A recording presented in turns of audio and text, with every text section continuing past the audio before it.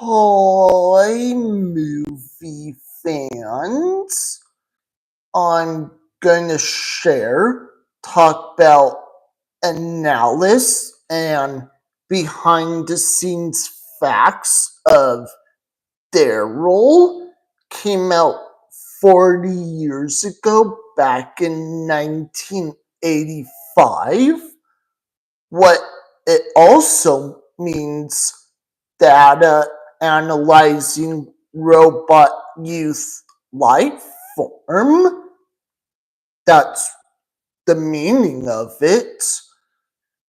Fun fact, Epcot's role, the scenes depicting the military base's computer rooms were actually filmed in the backstage computer rooms of Walt Disney World's Epcot Center.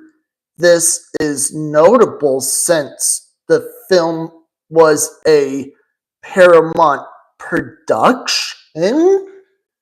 Another fact for filming locations, principal photography began on January 2nd, 1985, and involved locations in both the United States and England. Studio work as I mean work was conducted at Pinewood Studios.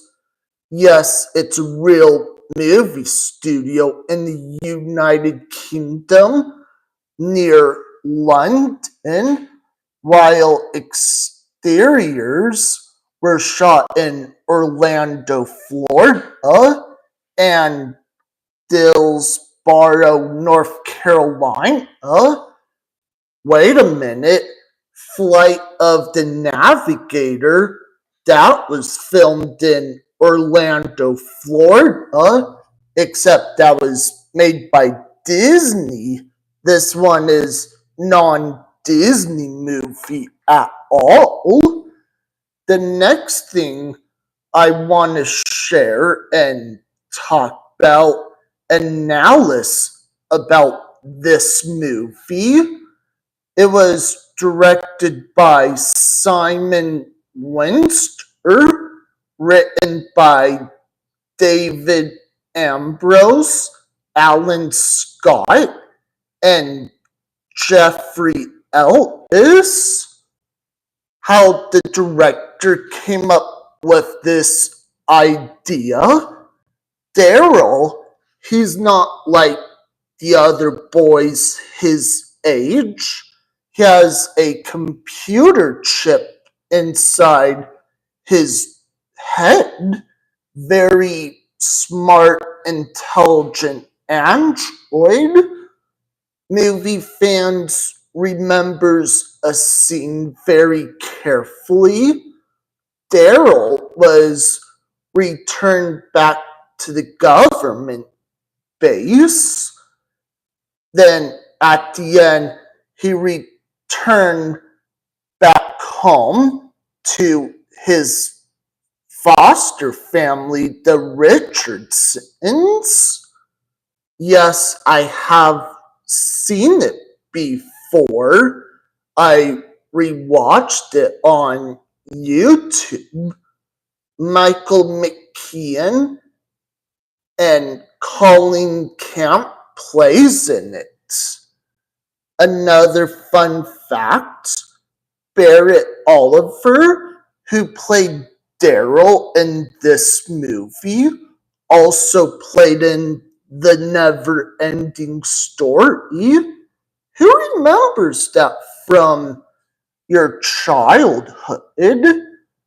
I want to let movie fans know, if you enjoy watching science fiction family movies, you are welcome to watch this movie sometimes.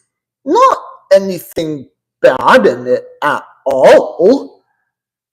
I remember another scene from this movie how D.A.R.Y.L was flying like this plane. I forgot what it's called. That might have been filmed like outside or in the sound stage. Another scene how D.A.R.Y.L was driving a car. I mean, robots could do that, except one, D.A.R.Y.L, the actor, had to get trained a lot. There have been movies of child characters drove cars. He had a friend named Turtle Fox. I also want to explain.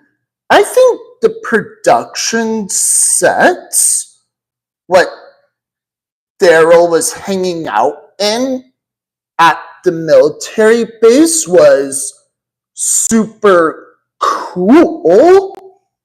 Give it a chance before you judge it. Fun fact, I'm a big fan of 80s movie. Another reason about this movie when it came out back in 85, it had a budget of $10 million. It only made $7,843,873. Why it only grossed that low? One, the director was thinking, okay, it's more targeted for older kids to like. Adults back then, maybe they didn't understand what this movie was about. It was an early AI movie. Yes, we have AI now, except AI didn't exist back in the mid 80s. That's what D.A.R.Y.L was. In another scene, how this character, Andy Richardson, was teaching his son and D.A.R.Y.L like baseball. How when D.A.R.Y.L was holding on to the bat and swinging, when he hit the ball like flew up in the air. That might have been like 5 or 10 takes before it got right. I think when the director was in post-production, the actor had to pretend he's a robot. Now, in today's society, if an actor could still play as a robot, this time they would use like practical animatronics or CGI. Back then, there was no CGI for this movie. I want to share another behind the scenes fact of minimal special effects, despite its science fiction premise. D.A.R.Y.L is relatively low on special effects, focusing more on computer displays in the lab and a few flying sequences. I think that's what this movie was focusing on. Wait a minute, what I said a minute ago, that kind of have something in common with Flight of the Navigator, except this one didn't have aliens, except D.A.R.Y.L, when he went with the scientists, they had like do different tests and watch the footage is. I remember that scene before. Another thing, like for the Turing test connection, Dr. Lamb's line in the film, General, a machine becomes human. Okay, that might have been a reference or inspiration from Westworld when you can't tell the difference anymore is a direct reference to the Turing test, a concept developed by Alan Turing, a pioneer in computer theory.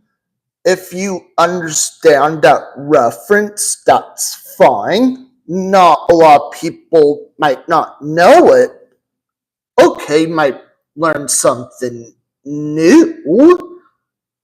Just a friendly reminder that if you do decide to check it out, just watch very carefully. Like, it's not anything bad in it.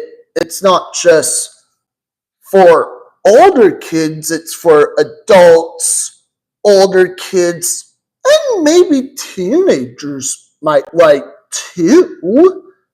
That's all I want to share.